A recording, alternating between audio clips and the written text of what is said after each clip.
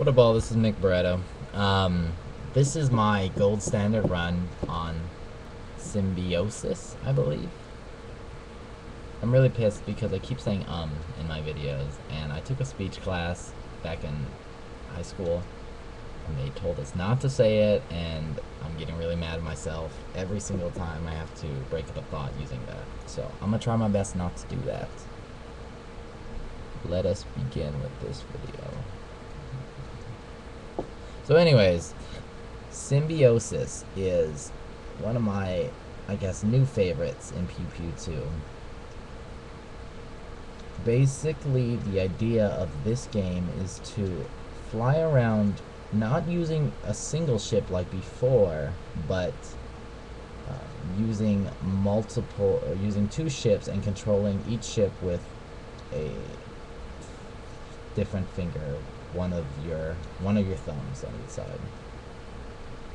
I have specific rules that I tend to follow when playing this game, but we'll get into that later. I'd like to point out that if you somehow go through that first section of this game, right from the start, where you have all of those enemies just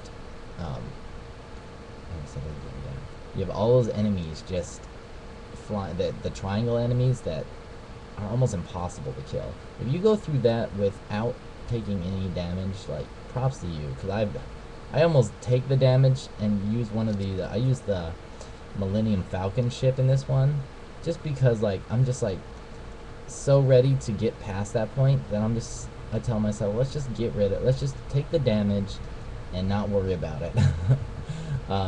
It's probably not the best method, but it works just to leave that section. So anyways, back to the strategy, I guess, of this game, or just the setup. You can get the life boxes, which assist in staying alive, and there's a few different enemies that appear on this game. You got the bullet enemies that charge at you. You have the boxes, which just if you don't know what they do, they roll in either forward or a sideways direction, not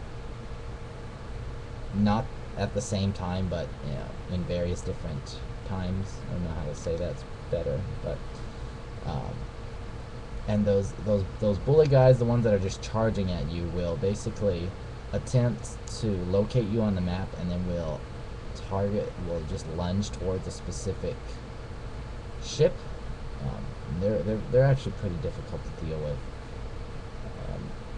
One way to help yourself not die as much on this game is to associate a ship with a specific side. I, for instance, keep my blue ship, which looks green on this, I keep my blue ship to the left, that side, that one. I keep him on that side, and I keep the red ship on the other side. And I try my best not to take them out of this equilibrium, because it becomes confusing to have to control. If you know what side a ship is going to be on, you can control it really easily. But if you don't know what side the ship is on, or if it switches up on you, like, it becomes a lot harder to handle. And so, as I said, if you can just learn to kind of stay in the same position, blue on the left, red on the right, it actually becomes a lot easier. In addition, just learning how to move the two guys at the same time is actually pretty difficult. So it takes some getting used to. So don't expect to get well at this on the first try. Yeah, of course, have those green boxes that shoot the shrapnel at you, like in every game. I had, up until the point in which I got to this level, hadn't even seen them yet. So I was actually kind of surprised when I found that they were in this one. You obviously want to make sure to collect as much of the life boxes as possible. They help to stay alive, help keep the game moving. What else can I say? Man, this game is, I've been talking about this game all day, so I'm sure there's a lot I could say, but I feel like I've said it like 30 times each. When you're fighting those ship guys, stay off of the edges, because what happens is they hit the edge and then they slide on the edge, and if you're on the edge, even if your laser is there, typically you can get hit, really easily for some reason. So my advice is, as I say, just stay away from the edges when you're fighting those bullet guys. They just they have a really hard time hitting you if you're not there. In addition, with these box guys, don't be afraid to take your time in killing them. They move fairly slowly, and you just, all you need to do is really just adjust your laser thing to take out like the first set of guys, and then move back. To tilt a little bit, and go back, collect some more. It's like cutting cheese almost. You don't need to cut like the full cheese all. I mean, I guess it's not like cutting cheese actually, but it kind of reminds you of cutting cheese just because the blocks are yellow. That's the only similarity I can come up with right now. But yeah, just take your time on this one. Learn to just keep your ships alive, because that's the hardest thing, is not having your ships die.